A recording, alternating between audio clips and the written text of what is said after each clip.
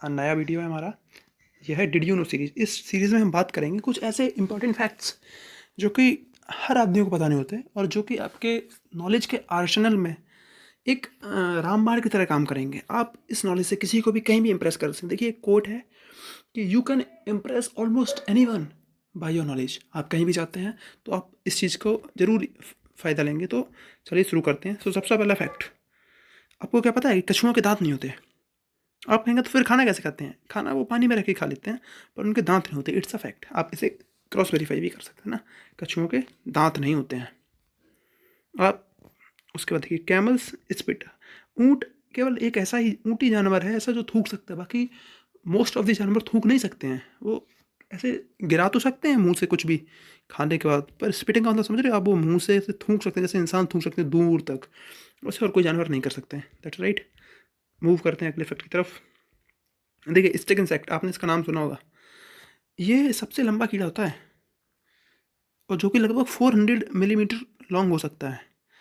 इस और मोस्टली जो कीड़े होते हैं वो इंसेक्ट वो छोटे छोटे होते हैं, पर ये काफ़ी लंबा होता है ना। तो ये भी एक फैक्ट है। अगला बात करते हैं, एल्बाट्रोस बर्ड है जो वो all day long without flapping its wing. Albatross bird अपने यहाँ तो नहीं पाई जाती इंडिया में, पर ये उधर आर्कटिक साइड, रशिया साइड में पाई जाती है। तो ये जो वर्ड है वो लगभग होल डे बिना पंख फड़फड़ाई फ्लाई कर सकता है। देखिए, काफ़ी एनिमल्स होते हैं वो कुछ कुछ देर के लिए बिना पंख फड़फड़ाई फ्लाई कर सकते हैं। जैसे कि गिद्ध होता है अपने यहाँ, चील होता है, बाज, वो थोड़ी लगभग 5-6 मिनट के लिए फ्लाई कर सकता है। अब अच्छा, बात करते हैं, एक क्वेश्चन मैं आपसे पूछूंगा कि जो सबसे ज़्यादा, ये तो क्या है कि बिना पंख फड़फड़ाए पूरे दिन में फ्लाई कर सकती है, तो ये सबसे ज़्यादा हो गया बिना पंख फड़फड़ाए। लेकिन ओवरऑल पंख फड़फड़ा के भी सबसे ज़्यादा देर तक फ्लाई कौन कर सकता है? वो कौन है जानते हो? वो है स्विफ्ट। ओह, मैंने आपको आंसर बता दिया। देखिए, स्विफ्ट होता है वो लगभग 3 साल तक फ्लाई कर सकती है। समझ रहे हैं आप? The parrot is the only bird that can move both the upper and lower part of its beak. It can also see its back fully. देखिए, जो पैरट होता है, समझ रहे हो आप, जो मोस्ट ऑफ द एनिमल्स होते हैं वो या तो जो नीचे वाला, मोस्ट ऑफ का नीचे वाले जो बीक का पार्ट होता है वो फिक्स होता है और वो ऊपर वाली मूव कर सकते हैं, या फिर कुछ का ऊपर वाला फिक्स होता है और वो नीचे वाला ही मूव कर सकते हैं। लेकिन पैरट ओनली वर्ड है जिसकी वो ऊपर वाला और नीचे वाला दोनों साइड मूव कर सकता है ना। और भी कोई जो जानवर की बात नहीं कर रहा हूँ, पक्षियों की बात कर रहा हूँ, वो अपनी गर्दन पूरी नहीं घुमा सकते ना ऑल राउंड, पर ये अपनी गर्दन इतनी घुमा लेता है कि इसको पीछे का भी व्यू मिल जाता है कंप्लीट अपने बैक का। तो ये भी काफ़ी इंपॉर्टेंट फैक्ट है। अगली बात करते हैं।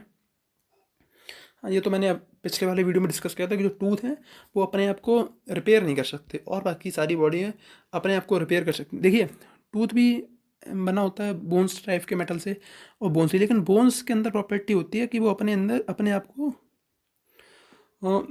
वो कर सकती हैं रिपेयर। अच्छा देखिए, मान लीजिए जैसे कोई पर्सन है, उसकी अगर बोन्स टूट गई है ना, बोन्स टूट गई, अगर उसको समय पे नहीं सही किया गया तो उसे क्या समस्या हो सकती है बताइए आप? देखिए, उसको क्या समस्या हो सकती है, जैसे अगर ये जो 2 बोन्स हैं उसकी टूट गई, अगर सॉरी, अगर ये 2 बोन्स उसकी टूट गई, अगर उसने सही से उसे समय से जुड़वाया नहीं तो और तो कोई दिक्कत नहीं होगी, लेकिन जो बोन्स होती हैं उससे निकलता है साइनोवियल फ्लड, है ना, अंदर भरा होता है, जो कि जिसके अंदर डीएनए भी होता है। तो वो जब अगर इधर हड्डियों से, इधर मसल से मिलेगा तो वो कैंसर पैदा कर सकता है। इसलिए बोन्स का समय पर जुड़वाना बहुत ज़्यादा ज़रूरी होता है। अच्छा देखिए, हमारी फिंगर के बारे में बहुत सारी नॉलेज हमको पता है कि कौन सी फिंगर बड़ी होती है, कौन सी छोटी होती है, और हिंदू माइथोलॉजी में अलग अलग फिंगर का अलग अलग रूल है, कोई किसी ग्रह के लिए होती है। अच्छा, मैं आप तो जो मोस्ट सेंसिटिव फिंगर होती है ना, वो कौन सी होती है?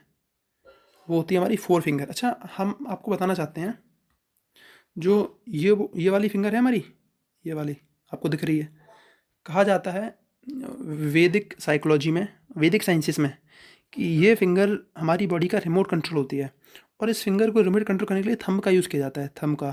तो अगर आप मेडिटेशन करते हैं, आई होप आप सभी करते होंगे, तो इस वाली फिंगर पे उंगली मत रखिया कीजिए, क्योंकि हमको इसका परफेक्ट यूज़ पता नहीं है। तो आप ये जो हमारी 4 फिंगर है ना, उसको और थंब को यूज़ किया कीजिए। पर अगर आपको पता है कि उसको कैसे यूज़ करना है, हमारी जो, अच्छा देखिए, सब्जी तो हम लोग बहुत खाते हैं, सबकी अलग अलग फेवरेट होती हैं। आई होप आपको भी कुछ ना कुछ पसंद ही होगा लेकिन जो सबसे ओल्डेस्ट वेजिटेबल है वो क्या है? पी है। आप किसी से भी पूछ सकते हैं, अच्छा तू बहुत ज़्यादा ज्ञान वाला बनना, चल बता, ये सबसे ओल्डेस्ट वेजिटेबल कौन सी है? आप बता सकते हैं कि पी है। दैट्स राइट, आपका एकदम भौकाल उड़ जाएगा। अच्छा देखिए, जो स्कॉर्पियंस होते हैं ना, बिच्छू, वो लगभग 1 साल तक बिना कुछ भी खाए पिए रह सकते हैं, समझ रहे हो? ये बहुत ज़्यादा जहरीले होते हैं। कुछ-कुछ, कुछ-कुछ इतने ज़्यादा नहीं होते हैं। अच्छा जो मकड़ी होती है वो लगभग 6 महीने तक बिना खाए रह सकती है, ठीक है? चलिए अगली बात पे आते हैं। अच्छा देखिए, बहुत सारे फ़ियर होते हैं। लोगों को डर लगता है, किसी को पानी से डर लगता है, किसी को आग से डर लगता है। अच्छा एक फ़ियर होता है जिसको कहते हैं दिदा स्केल दिदा इश्कल एनोफोबिया।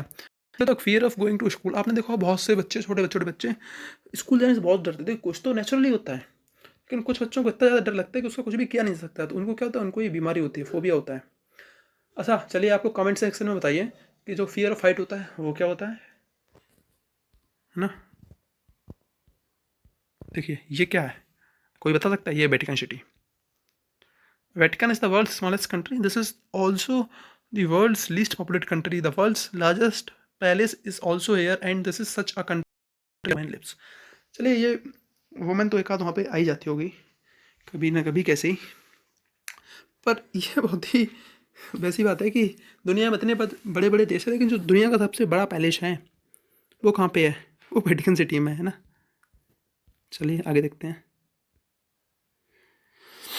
देखिए ये तो हम सबको पता है कि अगर हम अपना दिन का बहुत सारा time mobile phones, computer screens के आगे बिठाएँगे, बैठ के गुज़ारेंगे, तो हमको दिक्कत करेगा। लेकिन इस बीमारी को कहते हैं, ये फिर जो सिंड्रोम होगा वो क्या होगा? वो होगा TATT, tired all the time syndrome. देखिए लोग, ये क्या होते हैं, स्क्रीन्स होते हैं, ये हमारा 100% फ़ोकस ले लेते हैं, तो हम बहुत ज़्यादा टायर्ड महसूस करते हैं। तो आप क्या कर सकते हैं? इसका मैं आपके लिए कुछ उपाय भी दिखाता हूँ। अगर आप बहुत देर से कंप्यूटर चला रहे हैं, काम कर रहे हैं, देखिए आजकल तो कोरोना वायरस की वजह से हमारे काम भी वर्क फ्रॉम होम हो गए हैं, तो हम लोग क्या कर सकते हैं? देखिए आप जैसे 15-20 मिनट के बाद अपनी आँखें 2-3 मिनट के लिए बंद कर सकते हैं, आँखों को ठंडे पानी से धो सकते हैं, आँखों पे खीरा वगैरह रख सकते हैं और आँखों को चारों तरफ घुमा सकते हैं। सुबह-सुबह आप आँखों में बढ़िया पानी मारिए ताज़ा-ताज़ा, तो आपकी आँखों की हेल्थ अच्छी होगी। मैं बार-बार कहता हूँ कि health is the most important thing in life, nothing matters above the health. हाँ, और एक कोट भी है कि अगर आप कोई भी काम बहुत ज़्यादा करेंगे, तो संस्कृत में एक कोट है कि अति सर्वत्र वर्जते। ये हमारे महान चाणक्य जी ने कहा था कि अगर हम कोई भी चीज़ एक्सट्रीम में करेंगे तो वो हमारे लिए हेल्पफुल ही होगी, फिर वो चाहे कित सॉरी अनहेल्पफुल ही होगी, चाहे वो कितनी अच्छी चीज़ हो। सपोज़ कीजिए कि मेडिटेशन बहुत अच्छी चीज़ है, लेकिन अगर हम उसे एक्सट्रीम में चल जाके करेंगे तो वो हमारे लिए फिर नेगेटिव पॉइंट होगा। खाना खाना अच्छी बात है, अगर हम उसे एकदम एक्सट्रीम में दिन भर खाते रहेंगे तो हमारे लिए बुरा ही होगा। तो हर चीज़ मॉडरेशन में कीजिए। तो थैंक्स वीडियो वॉच करने के लिए। आप आई होप आपको ये वीडियो अच्छा लगा। आप हमारे चैनल पे जा सकते हैं और भी वीडियो देख सकते हैं। प्लीज़ चैनल को सब्सक्राइब कीजिए। अगर आपको ये कंटेंट अच्छा लग रहा है, तो अगर आपको कोई भी कमी लगती है कंटेंट में, प्लीज़ कमेंट सेक्शन में जाइए, हमको इन्फॉर्म कीजिए। हम कोशिश नहीं, हम ज़रूर करेंगे अगली बार से वीडियो अच्छा हो जाए। थैंक्स।